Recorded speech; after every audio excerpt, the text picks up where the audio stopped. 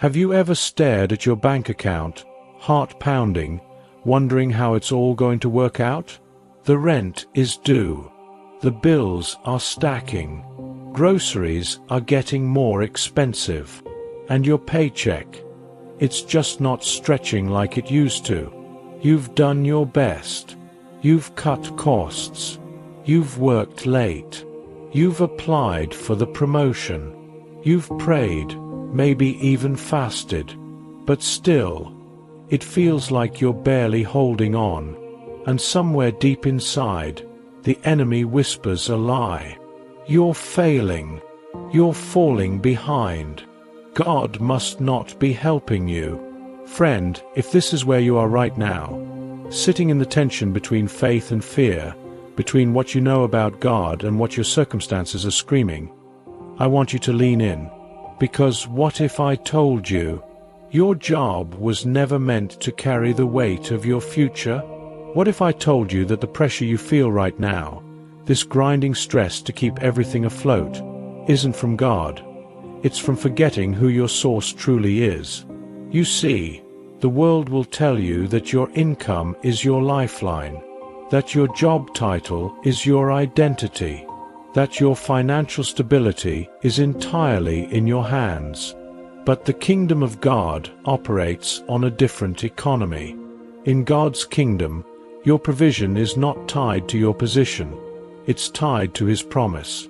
And maybe, just maybe, God is allowing this season of pressure not to punish you, but to pull you out of false security, to remind you of where your help really comes from. Because when the paycheck isn't enough, and the job isn't secure, and the doors you counted on begin to close, that's when God steps in and shows you what He's been all along, Jehovah Jireh, the God who provides, the one who sees, not just your needs, but your soul, your weariness, your fear. He sees the nights you can't sleep because you're calculating bills in your head. He sees the weight you carry silently because you don't want to worry your family. He sees how hard you're trying and how little it feels like it's working. But here's the truth I need to speak into your spirit today. You are not a failure. You are not forgotten. And you are not dependent on a system that can collapse in a day. Your provider is not the economy. It's not the government. It's not your paycheck.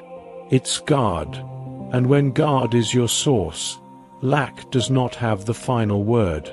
When God is your source, closed doors don't mean closed futures.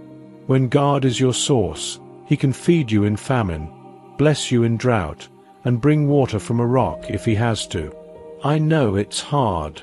I know it feels like you're drowning in responsibility and coming up empty. But today, the Spirit of God is reminding you, you were never meant to carry this alone. He's not asking you to pretend everything's fine. He's inviting you to release the burden of self-reliance and return to the fountain that never runs dry. Because here's the good news. God's not pacing heaven, wondering how to pay your bills. He's not surprised by the layoff, the pay cut, the delay. He saw it coming, and He already made a way. But how do you live like God is your source? How do you walk in supernatural provision when the natural looks so barren? How do you trust when you can't see the next step? That's what we're about to uncover.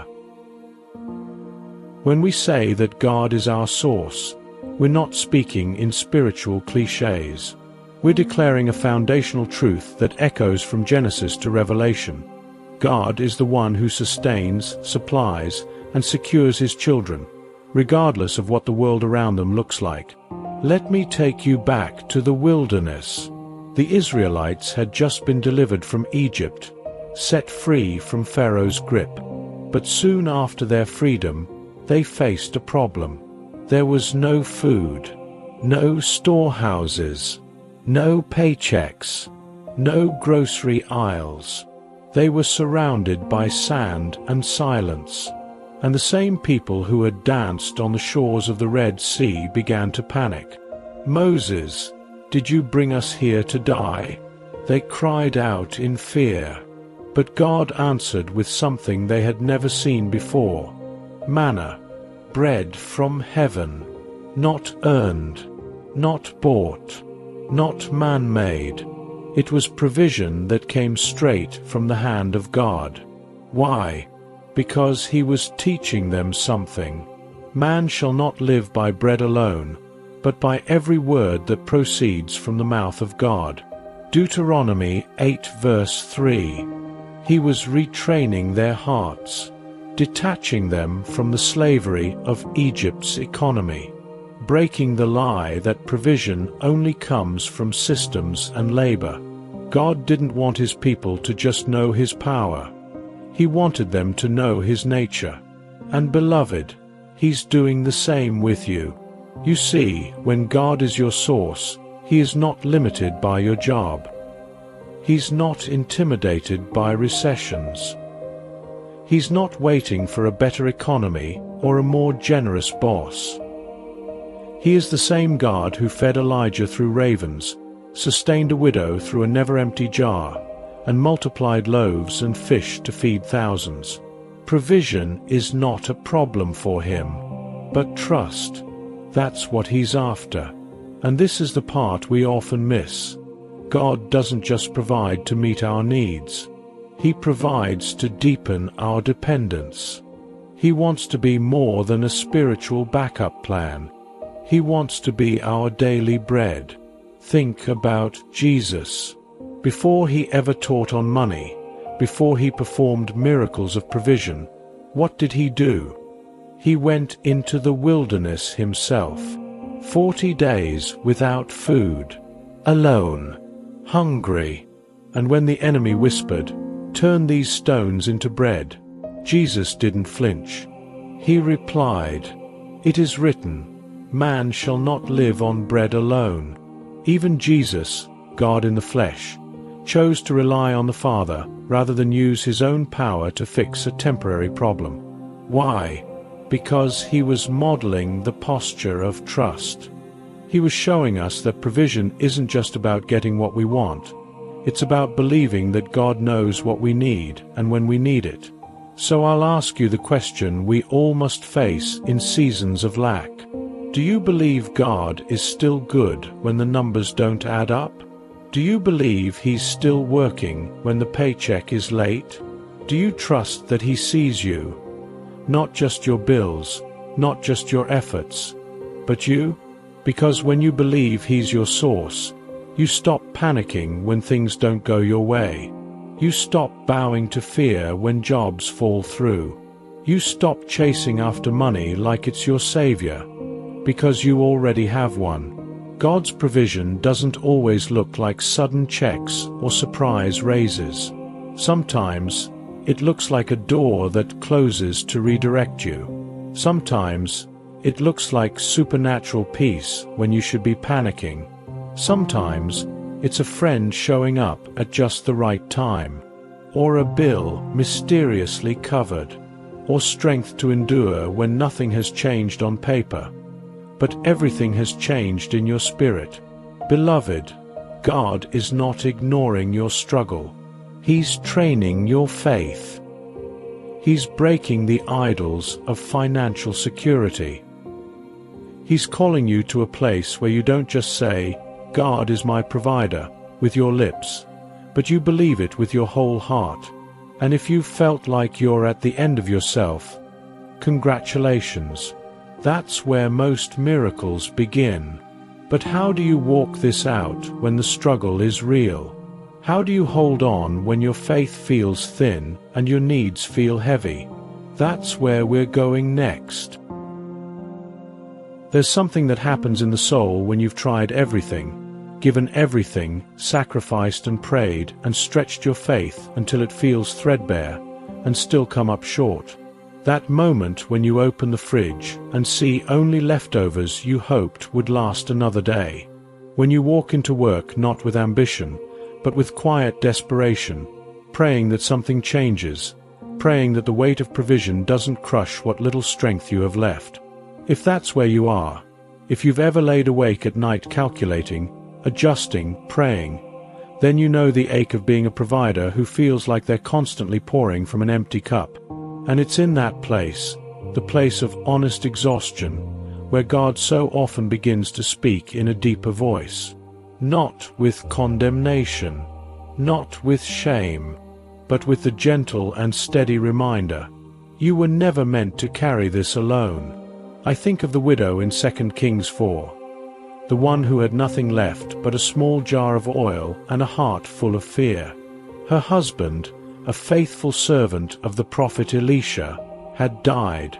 The creditors were coming, and in a time when women had no rights, no safety nets, no second chances, she was about to lose her sons, her only remaining lifeline. She did not have a business plan.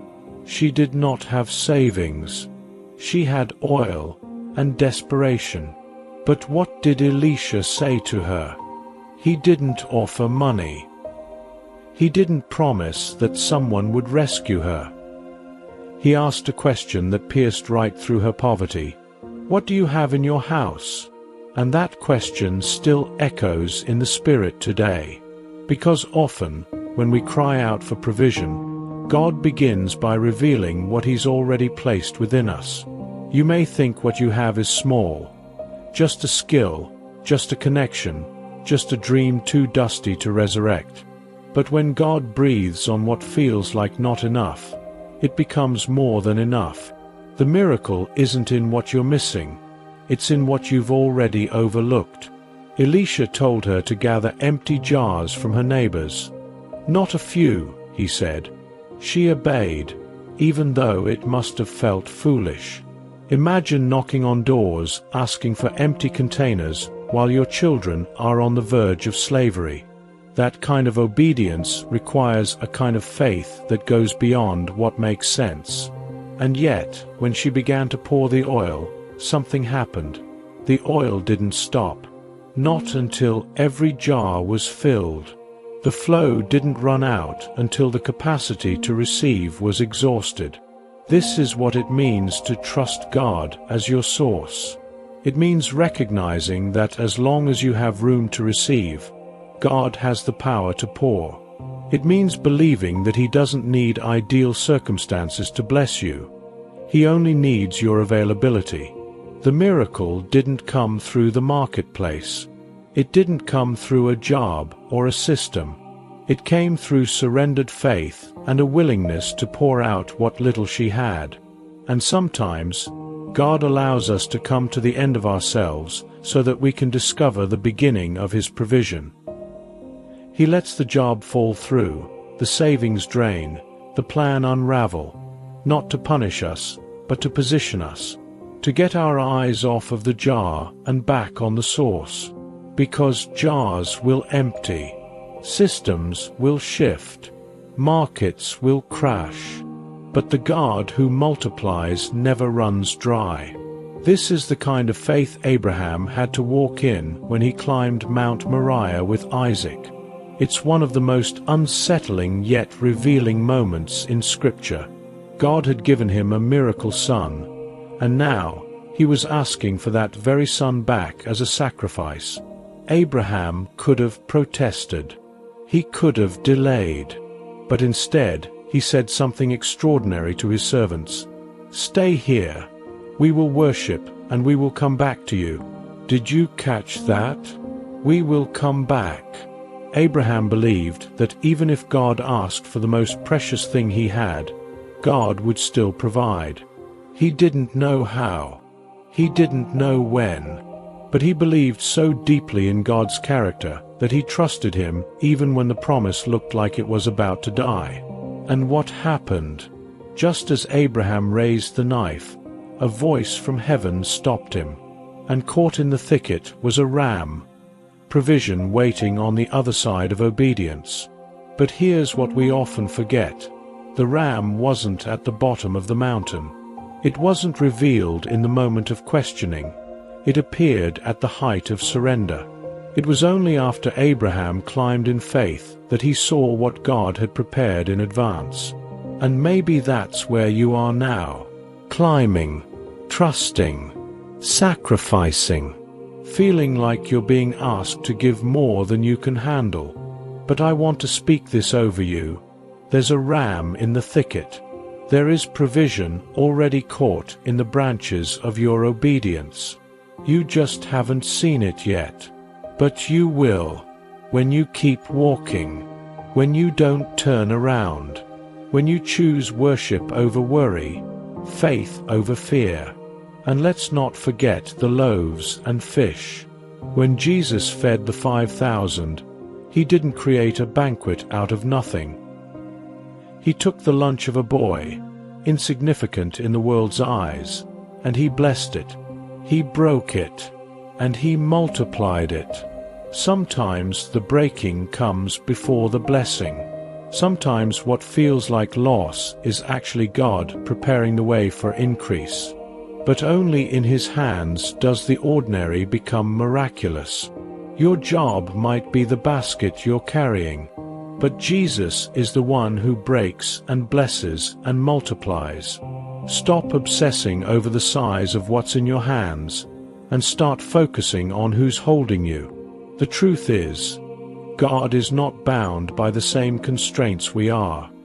He's not limited by your resume, your education, your network, or your paycheck. He doesn't need the economy to shift before He blesses you. He doesn't need your company to value you before He opens new doors. He simply needs your faith to remain in Him, not in the system. You are not being punished in this season. You are being invited. Invited to trust. Invited to see. Invited to step into a rhythm of divine dependence that breaks the chains of anxiety and ushers in a peace the world cannot give. So I ask you again, what do you have in your house? What oil remains? What promise still flickers beneath the weight of worry?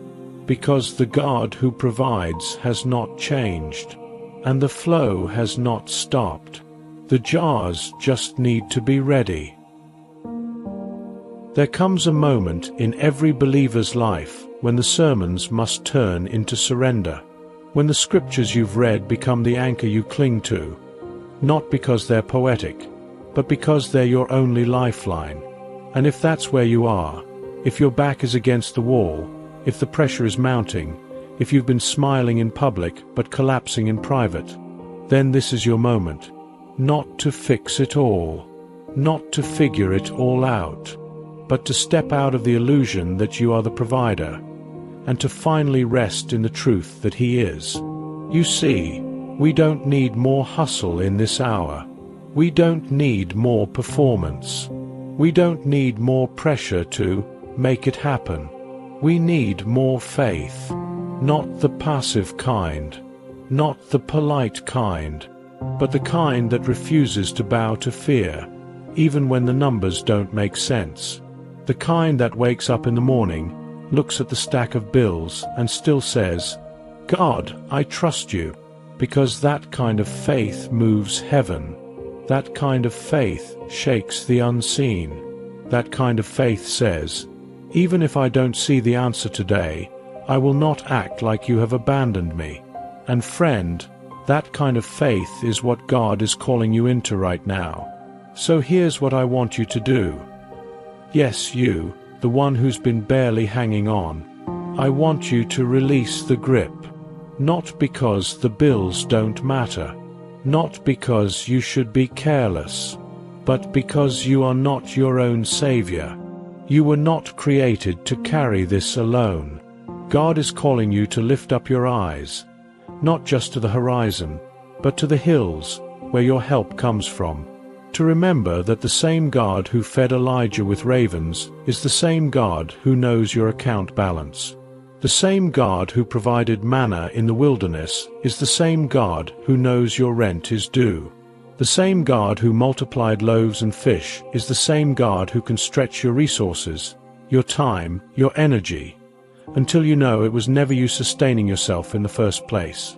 But it takes surrender, and that surrender often looks like obedience in the small things. It looks like being faithful with what you have, even when it doesn't feel like enough. It looks like generosity in the face of lack. Not because you're foolish, but because you trust the economy of heaven more than the economy of earth. It looks like praying over your wallet, not with fear, but with expectancy. Like showing up to the job you're tired of, and declaring that God can use even this. Like thanking Him for the provision before it shows up, because you've come to trust the provider more than the provision. This is your burning bush moment, your Red Sea moment, your handful of flour and oil moment. This is the moment you stop defining your future by what you see, and start declaring it by what God has said. I will never leave you nor forsake you. I have never seen the righteous forsaken, nor their children begging for bread. Give, and it shall be given to you. Pressed down, shaken together, running over. These are not bumper stickers. These are battle declarations. And you are in a battle right now. Not just for your finances, but for your faith. The enemy doesn't want your bank account. He wants your belief. Because if he can get you to doubt God as your source, he knows he can disconnect you from your peace, your purpose, your praise. But not today. Not this time. Today, I'm calling you, boldly and tenderly, to realign, to take the fear off the throne and put faith back where it belongs, to stop waiting for more money to show up before you feel secure, and start anchoring yourself in the truth that God has already gone before you. You may not have the promotion, you may not have the clarity, but if you have Him, you already have everything you need. So stand up in your spirit, stand up in your faith, lift your head, not because everything's perfect, but because the one who holds your future is still seated on the throne. And if all you have today is a little oil, a little strength, a little hope, pour it anyway. Pour it in worship. Pour it in trust. Pour it in prayer. Sometimes the greatest gift God can give you is not more money, but more revelation, more clarity about who He is, more assurance about who you are in Him, more understanding that you were never created to live like an orphan in the kingdom of your Father. You don't have to beg. You don't have to perform. You don't have to chase after provision like it's running from you. Because when God is your source, the provision is already on its way, tailor-made, on time, and carrying more than you asked for. It may not come how you thought. It may not arrive wrapped in the method you expected, but it will come. And when it does, it won't just meet your need. It'll remind you that God sees you, not just your situation, not just your obligations. You. He sees the provider who cries in secret. He sees the mother who is holding everything together with prayer and pennies. He sees the father who walks out the door every morning wondering if what he's giving will ever be enough. He sees the single young adult trying to build a life while the world screams, "You're already behind," and his response is not rebuke, it's reassurance. "I am with you. I have not forgotten you. I am still writing your story, and it doesn't end in lack. You are not stuck. You are not forsaken. You are not defined by what is, or isn't, sitting in your bank account. You are a child of the Most High God, and children don't pay for the roof over their head. Children don't earn the right to eat at the table. Children simply belong, and their Father provides.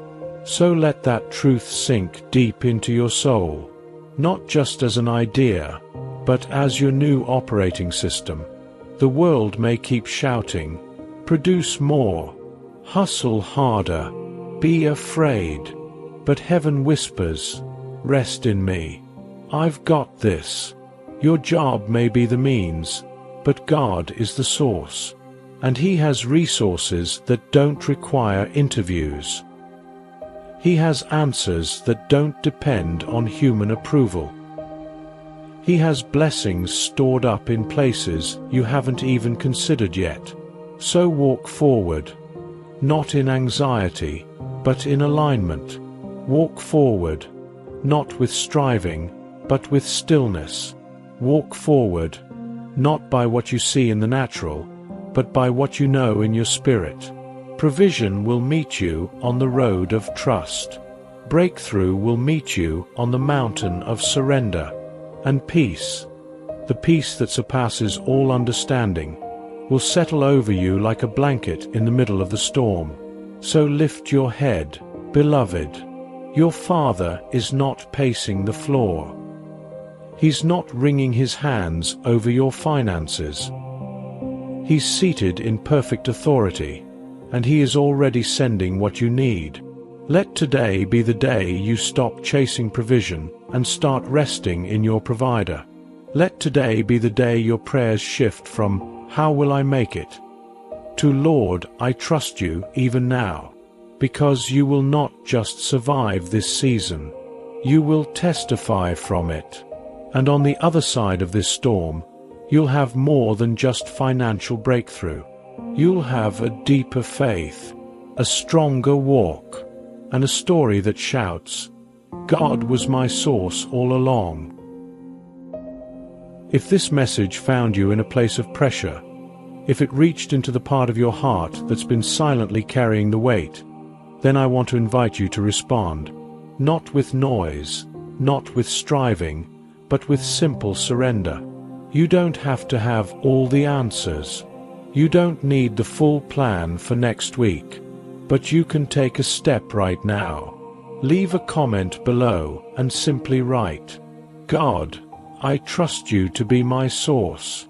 That declaration may feel small, but in the kingdom, small seeds of faith move mountains. Your story matters. Your struggle isn't invisible. And when you share your testimony, even in the middle of the storm, you strengthen someone else who's on the same road. If this word confirms something you've been sensing in your spirit, if it reminded you that God sees, God hears, and God will provide, then don't hold that to yourself. There's someone in your life right now, maybe a friend or a family member, who's walking through the same pressure. Share this message with them. Be the vessel that delivers hope. And above all, don't stop showing up. Don't stop trusting. Don't stop pouring your oil, even if it feels like just a drop left. Because God isn't finished, and what He started in faith, He will finish with abundance. You're not alone in this. You never were. He is your source, and He always has a way. This message was narrated by AI, but its truth is timeless and its impact is real.